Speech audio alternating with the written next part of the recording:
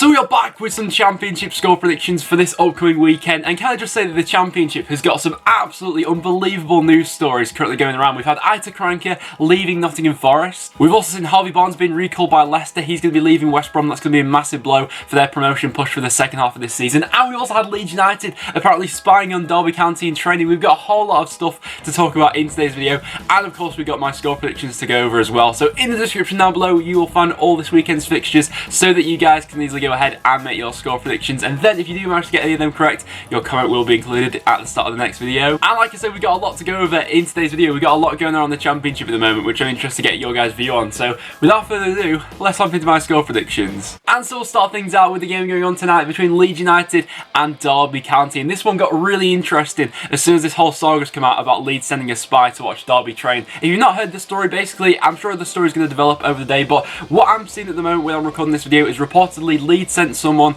to the Derby training ground. He was acting suspiciously outside, trying to see what was going on with Derby's training, and Frank Lampard reportedly stopped training early as was someone acting suspiciously outside. Since then, Derby have released a club statement saying the person that they found acting suspicious outside is a member of the Leeds United coaching staff, and so this whole drama about Leeds sending a spy to Derby has gone absolutely bananas, and so that adds a bit more grit to this game. I think there will be quite a good atmosphere for this one after this story has broke out. In terms of Derby going into this game, I believe that Harry Wilson could be a doubt. I'm not sure if he's going to be playing or not. That's going to be quite a big miss for Derby in this one. Leeds also coming into this one not on the best run of form. They've lost their last 3 games in all competitions. They'll be hoping to change that as soon as possible. They are still sat top of the Championship, but this run of form needs to stop sooner rather than later. When Derby are at their best, they can score a lot of goals, and I believe this will be a very competitive game.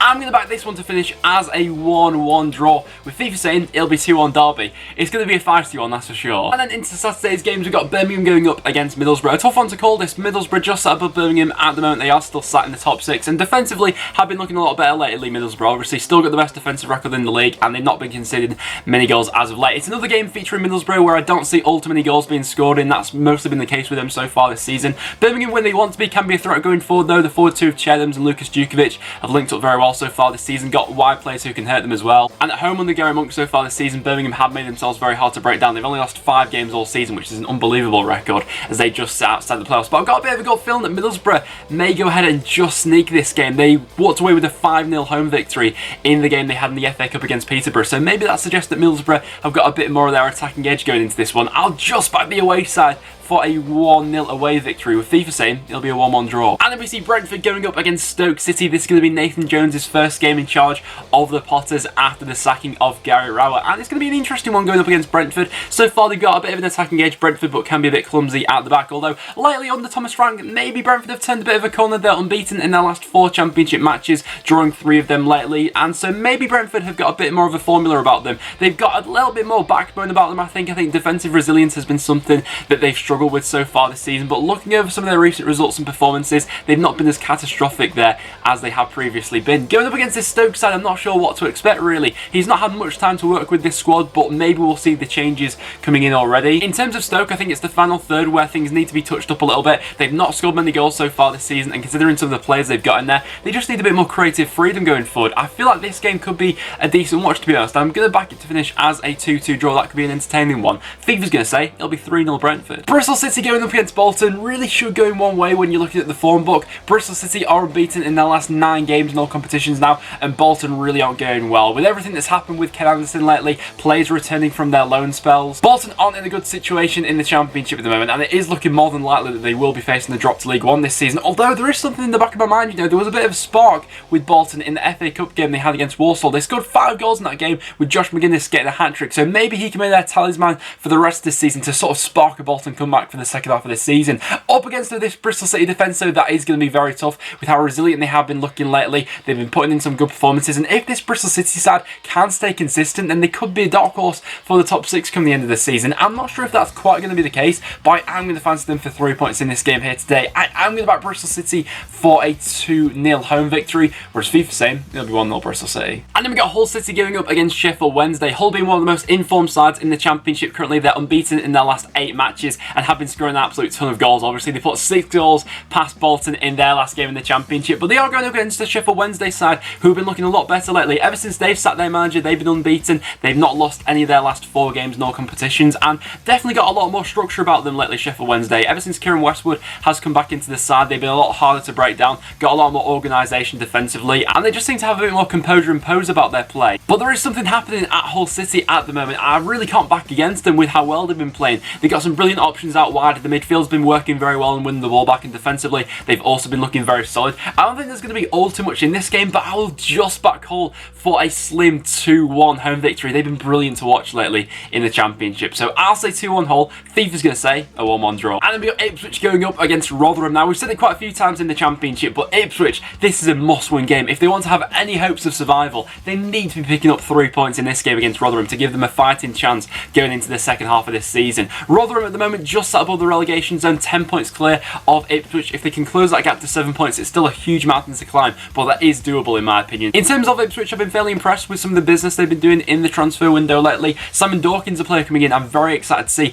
how he gets on at Ipswich. I quite like the look of him when he was at Derby County, and so they've added a bit more attacking flair to this side, so maybe we'll see a few more goals scored from this Ipswich side now in the second half of this season. Colin Kwan, another player I'm interested to see how he gets on in this Ipswich squad. Going up against Rotherham though, they have been a tricky customer lately in the Championship. The last game they had, beating my team Preston by 2-1, although I do have a bit of a feeling that Ipswich may just sneak this one. They've been a little bit unlucky with some of the results they've been picking up lately, but I will back Ipswich for a 2-1 home victory, whereas FIFA's going to say it'll be 1-0. That's going to be a very nervy match. And then we've got my team Preston going up against Swansea City. Swansea have been looking quite good in the Championship lately. They've scored 9 goals in their last 3 matches in all competitions, so they're definitely going to bring a bit of an attacking edge into this one, and considering how poor Preston have been defensively so far this season, Swansea could definitely get a bit of joy out of us. Preston are on the other side though, who have been quite busy in the transfer window lately, so I'm interested to see how Alex Neil is going to bed in on new signings, whether they're going to be introduced straight away or whether we're just going to slowly fade them into the team. People like Connor Ripley, is he going to be in goal for this one? Brad Potts, is he going to start? Alex Neil definitely has a few tough decisions to make. As well as that, Preston are also boosted by players returning from injury. Alan Brown's back now. Sean Maguire came off the bench in the game we had in the FA Cup. That's going to be a massive boost for us going forward this season. And Ben Pearson is finally back from his suspension. So far this season, in all the games Ben Pearson's been suspended for, Preston have not won any of them. So his importance to this Preston side can't be underestimated, especially against a side like Swansea who like to hold the ball, build up slowly, a player to win the ball back in midfield and create that intensity for Preston. Like Ben Pearson is going to be absolutely huge for this game. So I'm feeling a little bit optimistic about this game. After Preston's new signings, I feel like we may get a bit of a bounce for the second half of the season.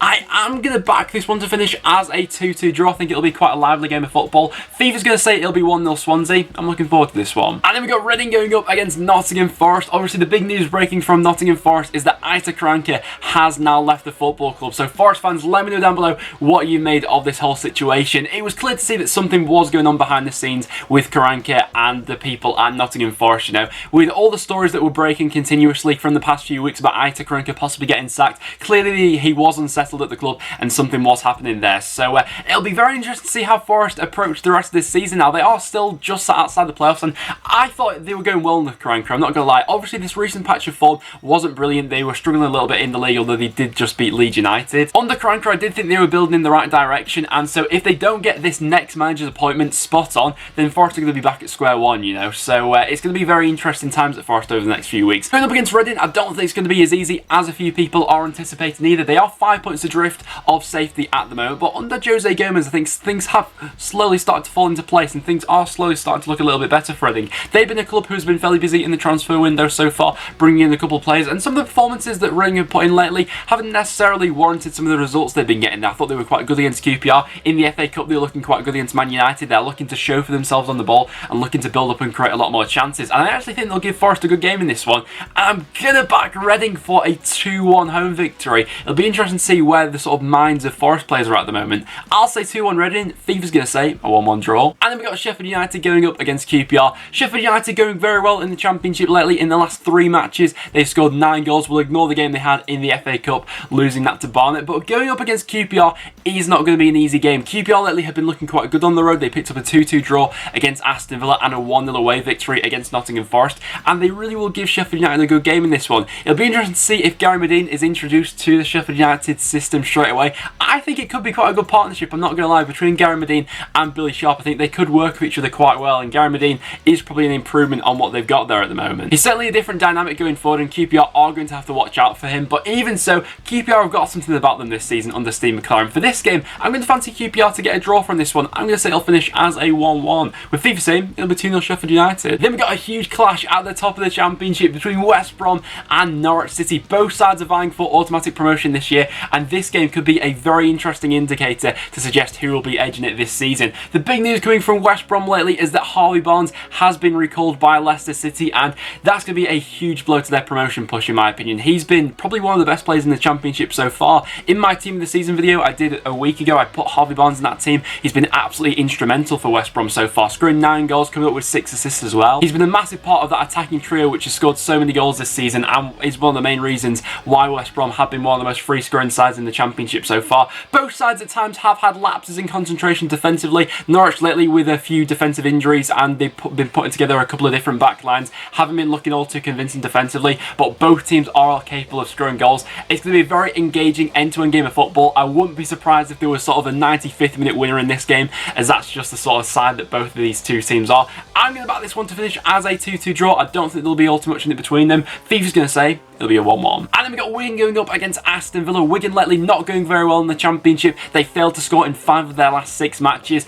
and it's really not a good sign for them. You know, they are being dragged into that bottom 3 at the moment. They need to turn this form around sooner rather than later. They've had a couple of incomings coming in. Anthony Pilkington, I think, could be a decent sign for them for the rest of the season. Maybe he can go ahead and add a few goals to this side. But the way Wigan are going at the moment, they just seem to be lacking a bit of confidence and that spark of energy going forward that they sort of had at the start of the season when Nick Powell was fit, perhaps. Going up against this Aston Villa side, who they themselves haven't been looking all too convincing in the Championship lately. They have been on a bit of a bad run. Ever since Jack Grealish got injured, Villa haven't really figured out a way to play to break teams down without that threat of Jack Grealish in midfield. They have looked like a different side, but defensively they have brought in some reinforcements lately, signing a goalkeeper and Courtney House as well coming into that centre-back position, which is going to be massive to partner James Chester for this game. Villa currently find themselves 5 points off the playoffs, and if that is where they want to be come the end of the season, then these are the sort of games where Villa need to be taking all 3 points in them, really. You know, they have been dropping some silly points lately, drawing a lot of games in the Championship. Villa need to be targeting all 3 in this one, and I think they will go on to get it. I'm going to back Aston Villa for a 2-0 away victory in this game, with FIFA saying it'll be a 1-1 draw. And then we've got Millwall going up against Blackburn Rovers. An interesting tie for this one. Millwall have been looking fairly good in the Championship lately. They've won their last 3 matches and have started to pull away from that bottom 3 now. I never really had that inclination that Millwall were going to be going down, really. With some of the performances they were putting in earlier in the season, I thought they were getting quite unlucky, really. They do tend to create quite a few chances per game. It's just they can be a little bit wasteful at times, and defensively can be a little bit sloppy. I think they got a good chance in this one, though, to carry on that run of form. Going up against Blackburn Rovers, who can be quite inconsistent away from home especially. They've lost 4 of their last 5 Championship away matches, and they have dropped a ball on a couple of them. You know, that 3-0 loss they had against Sheffield United, the 4-1 loss they had against Preston, and the 3-1 away loss they had against Wigan Athletic. At home so far this season, Blackburn have been a very good side, but they've not quite been able to replicate that on the road so far. They've dropped a couple of silly points so far this season, and so Millwall should probably take a bit of confidence from that. It's the evening game on Saturday, so I'm hoping that this one can throw up an interesting game. I do think that both sides will be going for it. There's no reason that either of them will be holding back for this one. I will just back Millwall for a 2-1 home victory. I think they have been looking quite good in the Championship lately, and they'll be wanting to carry on this run of form for as long as possible to carry on bridging that gap between themselves and the bottom 3. So I will just back Millwall for a 2-1 home victory, with FIFA saying it'll be 1-0 Blackburn. But guys, there you have it. That are my Championship score predictions for what I think is going to happen in this weekend's fixtures. So do let me know in the comments down below, what do you think is going to happen this weekend? But apart from that, guys, that will now wrap it up for this video. So if you did go on to enjoy, make sure you do leave a like. It is always massively appreciated. As well as that, make sure you do subscribe for some regular Championship content. But apart from that, thank you very much for watching, and I'll see you all in the next one.